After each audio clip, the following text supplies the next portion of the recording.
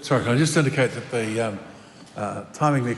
Mr. Speaker, I guess at this point in time the question really has to be asked, what words are left?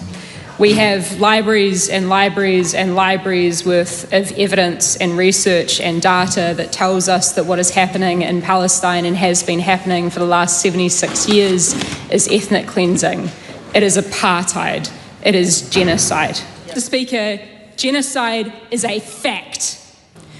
Mr. Speaker, we asked the Prime Minister today what the harm could possibly be of recognising in the most basic sense Palestinian statehood. And frankly, Mr. Speaker, he could not answer the question.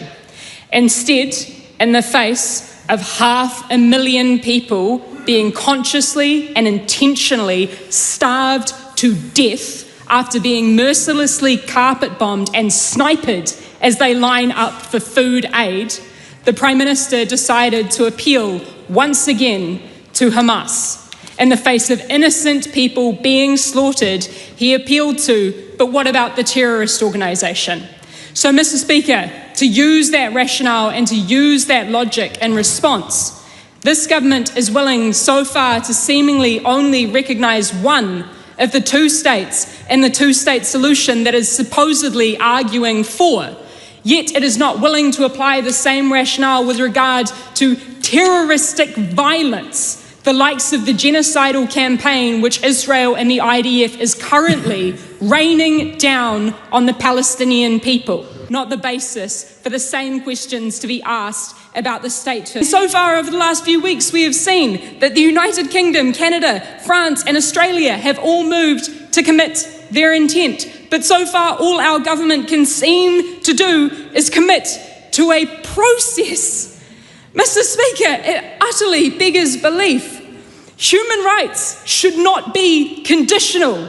We don't get human rights because somebody else decides that we are worthy, but we get them because we are human. The best way to lose your own human rights is to care about them only when it impacts and affects you. But Mr. Speaker, we have so much further to go than merely recognising the statehood of Palestine as we should have done 76 years ago.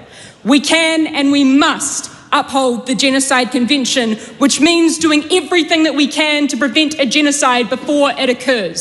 So, Mr. Speaker, I will reiterate my call for the government to pick up our unlawful occupation of Palestine sanctions bill and to sanction Israel for its war crimes. If we find 6 of 68 government MPs with a spine, we can stand on the right side of history. That is completely unacceptable to make that statement. Withdraw it and apologise. No. Then leave the House for the rest of the week. Happily.